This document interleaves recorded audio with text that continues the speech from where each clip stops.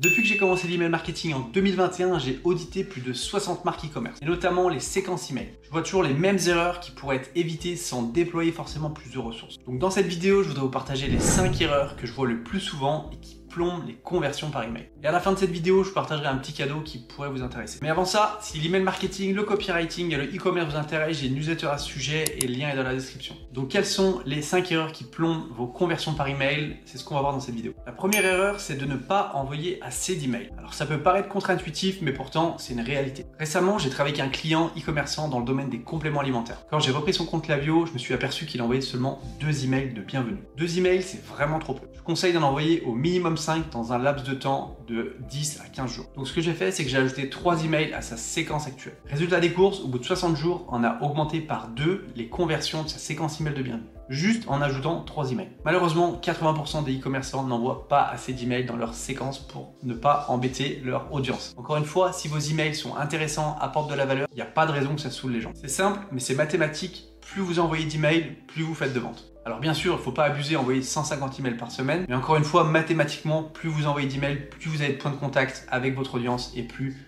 vous faites de ventes. Deuxième erreur que je vois très souvent, c'est de ne pas utiliser de deadline pour créer de l'urgence. L'urgence, c'est l'une des techniques marketing les plus puissantes si c'est bien utilisé. Pourquoi mettre en place une deadline ou, encore une fois en français, une date de fin sur une offre? Parce que ça permet vraiment d'inciter les gens à passer à l'action et agir. On a tous besoin d'un petit coup de pied au cul pour agir parce qu'on est tous un petit peu dans la procrastination, on attend le dernier moment pour agir, alors que si on met une date de fin, on a quelque chose qui nous motive à passer à l'action. Personnellement, ça fait 6 mois que j'attends de m'acheter un bureau qui se lève, mais encore une fois, j'attends parce que je procrastine, je sais pas, j'attends.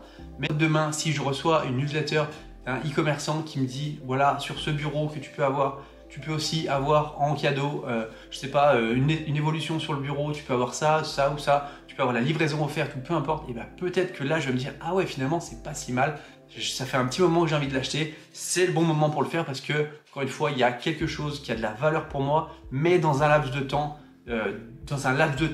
pas hyper extensible, donc si je passe pas à l'action maintenant, je vais passer à côté. Et donc c'est vraiment le même principe pour tout le monde, l'urgence, ça fait vraiment agir. Donc l'idée c'est pas d'y aller comme un bourrin, c'est de mettre un tout petit peu d'urgence pour inciter les gens à passer à l'action et finalement à résoudre leurs problèmes avec votre produit. Bien sûr, quand je dis utiliser des deadlines, je dis pas d'utiliser des deadlines dans n'importe quel contexte, c'est seulement dans des contextes de vente. C'est pas quand on apporte un email de valeur ou qu'on donne des conseils ou qu'on explique quelque chose ou qu'on inspire son audience, on va pas mettre une deadline. Non, c'est vraiment quand on promeut un produit ou une offre qu'il faut mettre une deadline. Troisième erreur que je vois très souvent en e-commerce, c'est d'attendre trop longtemps avant d'envoyer un deuxième email. C'est-à-dire qu'il y a un laps de temps entre 2 emails qui est beaucoup trop important. Le problème, c'est que les e-commerçants qui font l'email marketing, ils ont peur de saouler leur audience. Finalement, c'est compréhensible, personne n'aime être vu comme une boîte qui fait chier tout le monde, comme une boîte qui est insistante. Donc, encore une fois, c'est pour ça que les e-commerçants se disent non, je préfère pas trop envoyer d'email. Pour moi, c'est une erreur. Il faut battre le fer pendant qu'il est chaud. C'est d'ailleurs l'expression qu'a utilisée Caroline Mignot, qui m'a interviewé dans son podcast Marketing Square l'année passée. Par contre, encore une fois, si le contenu de vos emails est intéressant, la fréquence d'envoi, c'est pas vraiment le sujet. C'est un peu comme une série Netflix finalement. Si elle est intéressante cette série, vous pouvez regarder un épisode par jour, voire même 2, voire même 3. Donc la réelle question à se poser selon moi, c'est pas est-ce que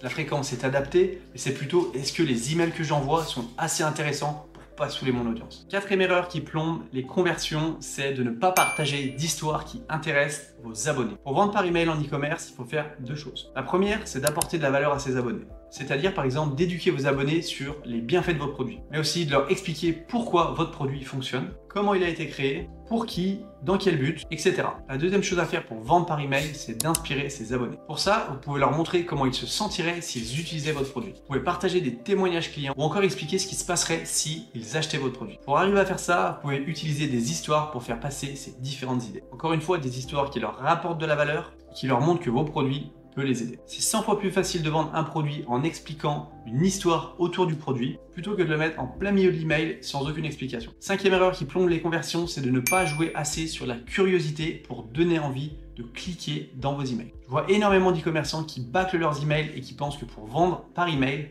il faut absolument mettre une grosse photo du produit en plein milieu de l'email. Malheureusement, ça marche pas comme ça. Les gens ont besoin d'être éduqués et de comprendre pourquoi votre produit est la meilleure solution pour eux. Pour ça, vous pouvez mettre en avant les bénéfices qu'apporte votre produit tout en utilisant un soupçon de curiosité. C'est-à-dire de ne pas tout dévoiler dans votre email afin de donner envie aux gens d'en savoir plus s'ils cliquent sur votre bouton d'appel à l'action dans votre email. C'est exactement la même chose dans une relation amoureuse, on se dévoile pas tout au premier rendez-vous. Sinon, forcément, l'excitation des premiers jours disparaît. Au contraire, on essaie de garder un tout petit peu de mystère pour garder un petit peu cette folie des premiers jours pour que derrière, on ait envie d'en apprendre plus, d'en connaître plus sur la personne. Et c'est exactement pareil en email marketing. Personnellement, pour maximiser les taux de clics de mes emails marketing, je joue énormément sur la curiosité pour donner envie aux gens de cliquer sur le bouton d'appel à l'action pour découvrir derrière le bénéfice caché ou la petite chose qui pourrait les aider à résoudre leurs problèmes plus rapidement. Plutôt qu'à l'inverse de placarder une grosse photo en plein milieu de l'email qui ne dit pas grand chose, qui n'éduque pas la cible et qui n'aide pas à tisser du lien et créer de la confiance. Petite erreur bonus, la 6e, qui plombe vos conversions, c'est de ne pas regarder ma conférence où j'explique étape par étape comment je fais en sorte d'ajouter 1000, 2000, 5000, 10 000, voire plusieurs milliers d'euros chaque mois pour mes clients e-commerçants de manière 100% automatisée. Donc dans cette conférence, j'explique mon process de A à Z, vraiment de A à Z, comment je fais. Étape 1, je fais ça. Étape 2, je fais ça. Étape 3, je fais ça. Donc j'explique vraiment tout pour faire en sorte, encore une fois, de faire de l'email marketing un canal de vente puissant pour mes clients e-commerçants. Si ça vous intéresse, la vidéo se trouve dans la description et moi je vous dis à très vite pour la prochaine. Ciao!